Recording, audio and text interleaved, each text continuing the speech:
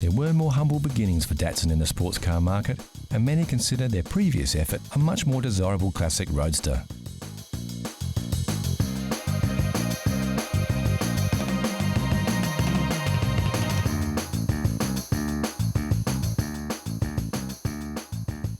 This is the Datsun 2000 Sports, also known as the Fairlady. The Fairlady was created in the classic tradition of the British open-top roadsters, popular in the US in the mid-60s to give Datsun a foothold in the world sports car market. There were several models of the Fairlady built between 1965 and 1970. This model, the 2000 or SR311, was the last. When I was younger, my best friend had a Datsun 2000 Sports, and I'd always wanted one, but it took me a few years to actually put the cash together to own one. When I got financial enough, as in my 30s and 40s, I decided I'd go and find one.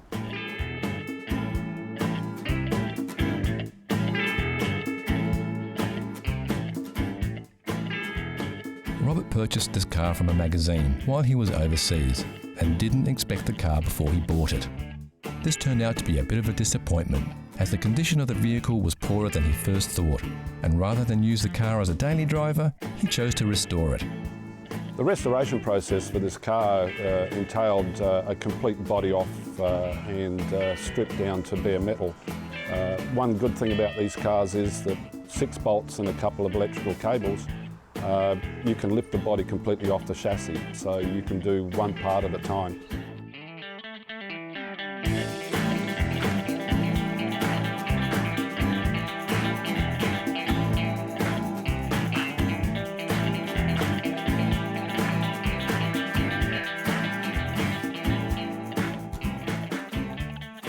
Robert's car had the chassis completely stripped back and powder coated. All new suspension components were fitted, and whatever needed to be replaced on the car was replaced. As they had 3 cars in the workshop at once, and as this vehicle was to be Robert's daily driver, he chose to use the best parts from the 3. And considering this Datsun Roadster has been on the road for 15 years since its restoration, it's a credit to the work done to see it still looking so good. The Datsun 2000 Sports has a 5-speed gearbox, a 2-litre 150 horsepower engine, and will happily cruise all day at 100 miles an hour. Reliability was also a selling point. Originally designed to compete in the American Sports Car Championship in a 12-hour Sebring race in Florida, the 2000 Sports was built to endure long-form racing conditions. This racing pedigree has withstood the test of time, and these little Datsun Roadsters are famous for their up and go, while other roadsters of the same era are often breaking down.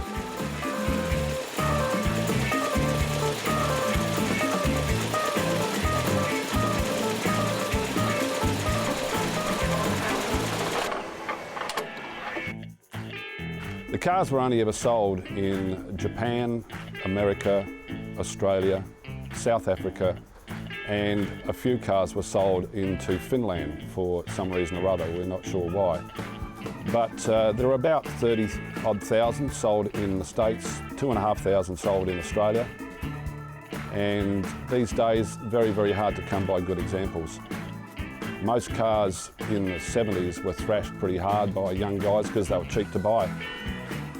They went quick, so people bought them, crashed them, and now most examples that you buy have been rebuilt a few times, and they're full of plastic. So it's very hard to come by a very good car.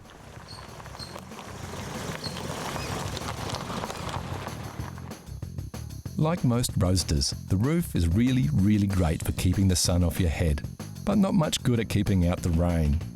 It's believed the best way to keep dry in a Fairlady is to drive faster, a notion rarely complained about by their owners. What they did offer the new car buyer, though, was great design and performance inside and out. For starters, the car had a top speed in excess of 200 kilometers per hour, or just over 125 miles an hour.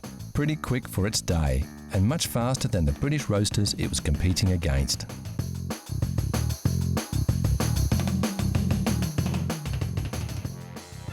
This was most likely due to 2 factors. The buying public was still infatuated with British roadsters from MG, Austin Healey and Triumph, and pricing was competitive. Also, the Japanese car maker had yet to cement its reputation as a quality car builder, and it needed time to develop and prove its product would last through the years.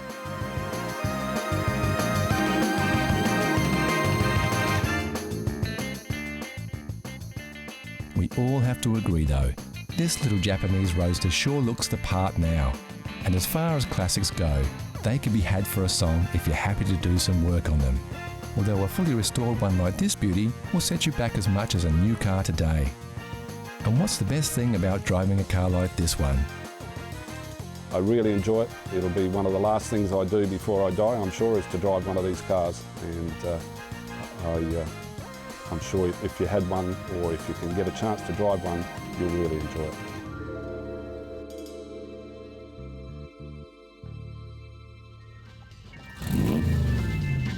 Here's a challenge for all you classic car fans. Know Your Chrome gives you a peek at some close-ups of classic chrome. Look at the shapes. Do you recognise the lines? Can you tell which car sports this shiny styling? It's too early for clues, but we can tell you it's a car, it's a classic, and it's very, very cool. Look closely, and we'll give you more hints later in the show.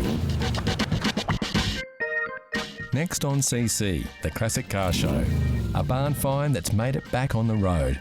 A Porsche great of tomorrow, and a groundbreaking US classic.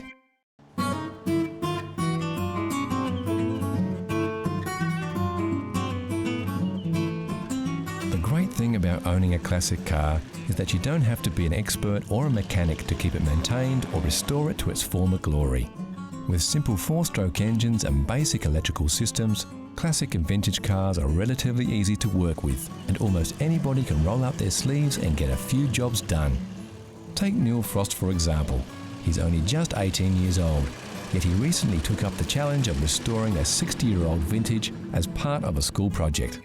About 8 months ago, I found a 1948 Morris 840 Series E up in a winery.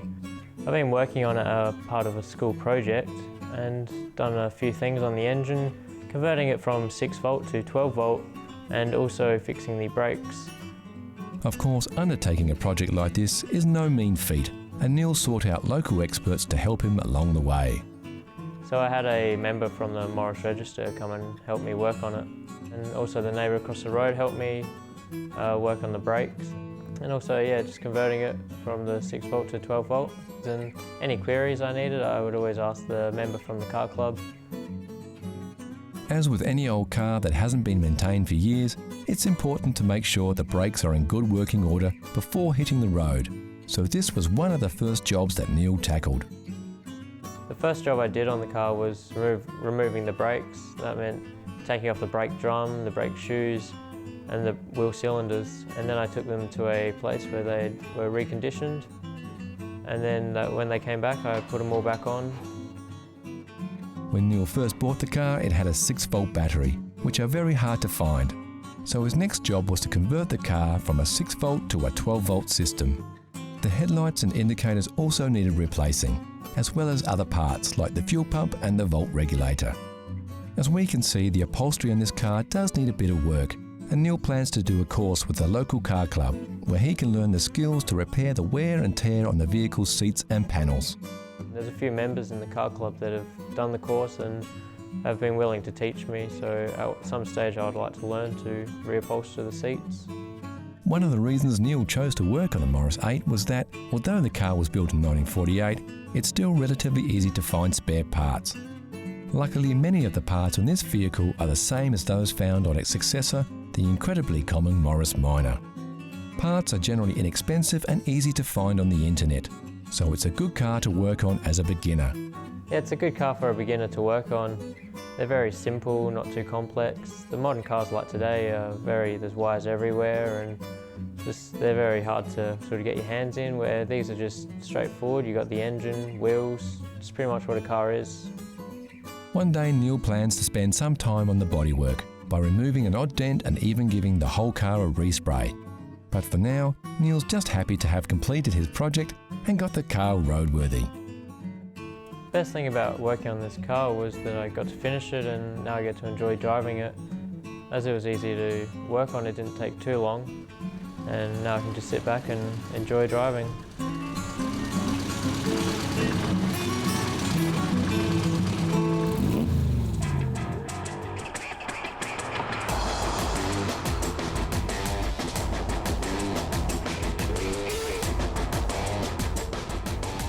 What you are looking at here is a classic of tomorrow.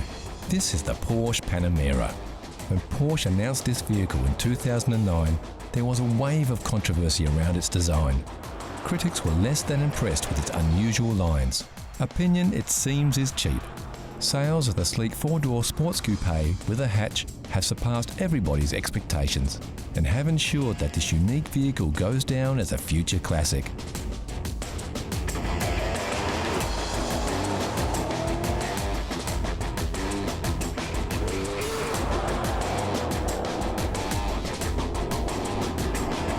So why is a four-door hatch so popular?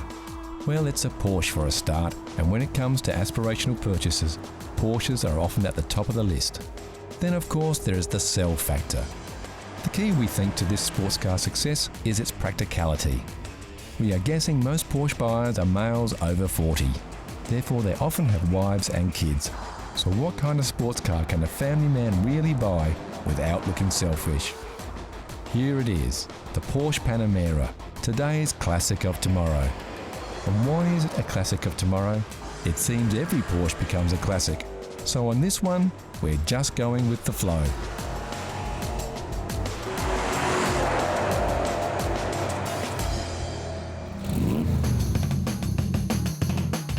What you are looking at here is a Lamborghini Miura, one of only 300 or so left in the world.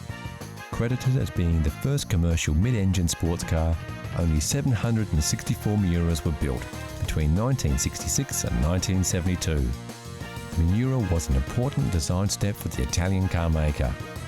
While company founder Ferruccio Lamborghini wanted the company to create powerful, sedate touring cars, three engineers, Gianpaolo Dallara, Paolo Stanzani and Bob Wallace, developed the prototype in their own time. It went on to be a hit in the 1966 Geneva Motor Show, and body stylist Marcello Gandini got most of the credit. The Miura was a vehicle firmly placed between decades. Classic 60s styling combined with some 70s experimentation. This resulted in a car that was truly unique. Some consider the pop-up headlights to be a fad of the time, but in actual fact were a necessity. For the car to be legal in some countries like the USA, which had regulations on minimum headlight height, rather than restyle the body, the headlamps would raise up via small electric motors.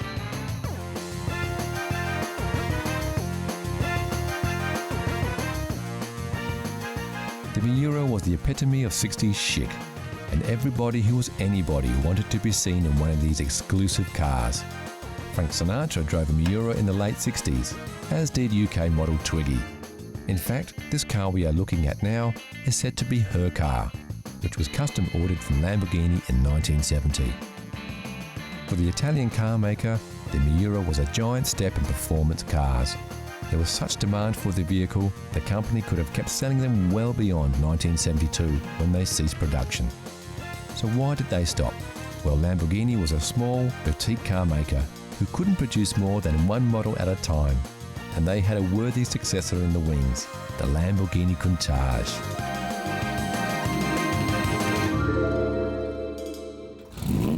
So how well did you go with your first peek? How well did you know your chrome? Here's a quick update. Did you guess it right away, or are you still pondering? Take a look at these shots. We're showing you a little more of the car here, so you should be able to pick it. The answer is coming soon.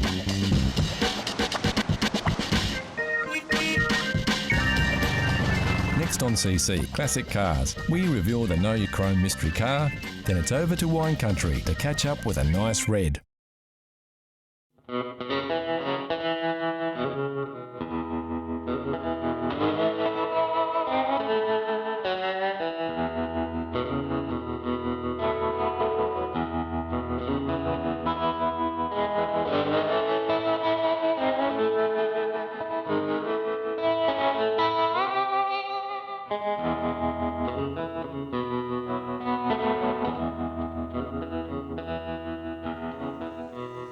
Some cars seem to be locked into a time, even though they span several decades. When most people look at the lines and designs of this classic American sports car that seems to ooze more muscle than hustle, they think 1980s.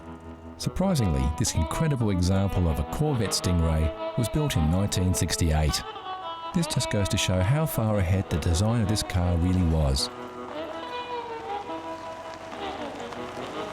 It's common for a name to travel over decades of car manufacturing, but rare for the car to go relatively unchanged.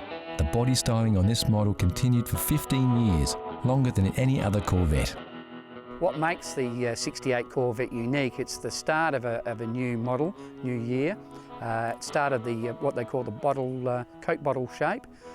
What it makes it unique from other Corvettes of that era is little subtleties to the design. Things like reversing lights on the bottom valance panels. That's not on any other model, right up to 72. It is a chrome bumper, what we call a chrome bumper model, and they finished in 1972, and then after that they were rubber bumpers. Built by Chevrolet, the Corvette Stingray was groundbreaking in its styling and performance. One of the most recognisable muscle cars in history, the Corvette Stingray was a true evolution of American sports cars. A break from European-influenced two-seaters to a true American classic.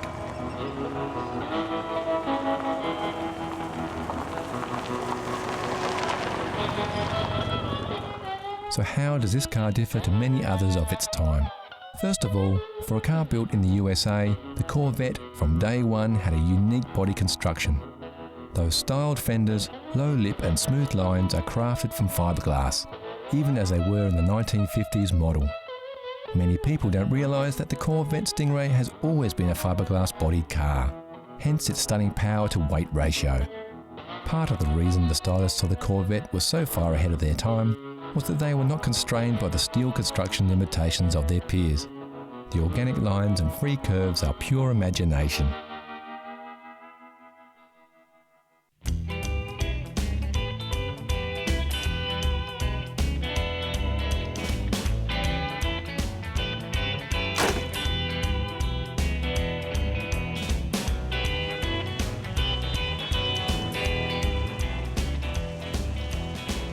Many fans of the Corvette Stingray grew up watching American television shows, where the car often had the starring role. This has helped fuel the passion for the muscle car across the globe. Fans of the car love its beautiful shape, clean and flowing lines, and no matter what angle you look at it, it's a lovely car. This is most likely a deciding factor in the design's longevity. This particular Corvette Stingray is quite unique. You would be hard-pressed to find an original car. That is to say, all the parts on this car are as they were from the factory. Sure, it's been restored, but it's as stock as the day it rolled out of the showroom. Some purists may note that the steering wheel is not original for this car. Well, Gary has this restored, but is reluctant to use it day to day. And how much would a car like this cost? Well, when they rolled off the factory floor in 1968, the manufacturer's retail price was around $6,000 US, which equates to about $36,000 now, or about £22,000. The early Corvettes have appreciated due to their popularity, and this example would fetch about $80,000 US. There are some very rare Corvettes that have sold for more than $800,000 US, but these are few and far between. The power plant under the hood is also a little unique. It features a Holley triple 2-barrel carburettor, or tri-power carburettor on a big block engine. The motor in the 68 Stingray came in several different varieties of 427, a small block and a big block. It also came in different horsepowers. Not only is this a big block, but also the 400 horsepower model.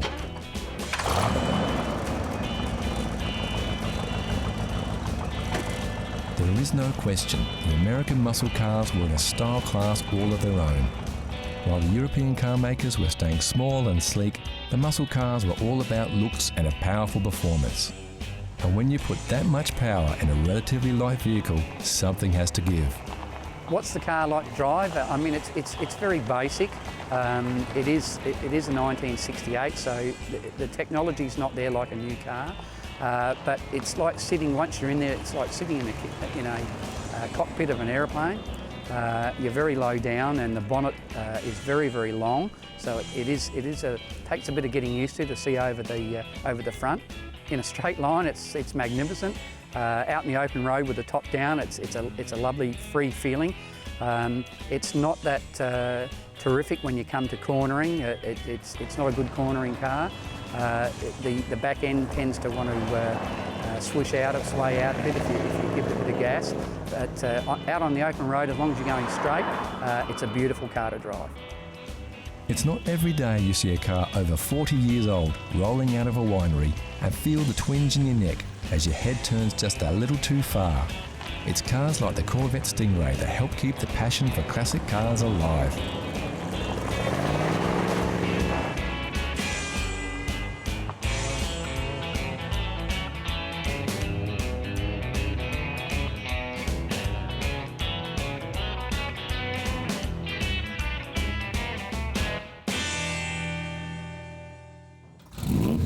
So how well do you know your chrome?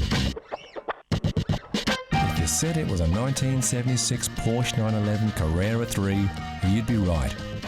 The classic 911 shape has held true for decades, starting way back in 1963.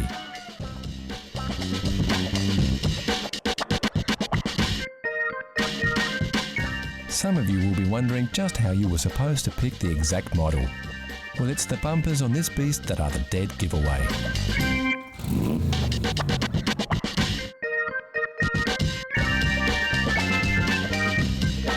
It seems we are surrounded by classic cars.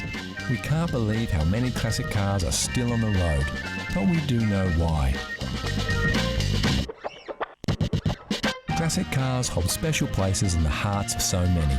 Memories of visits to the beach as a child, buying your first car, or getting into the seat next to Grandad as he warmed up the engine of his old clunker. Few mechanical things can evoke so many emotions and memories and give lovers of old metal a chance to relive the past, a past preserved in CC, classic cars.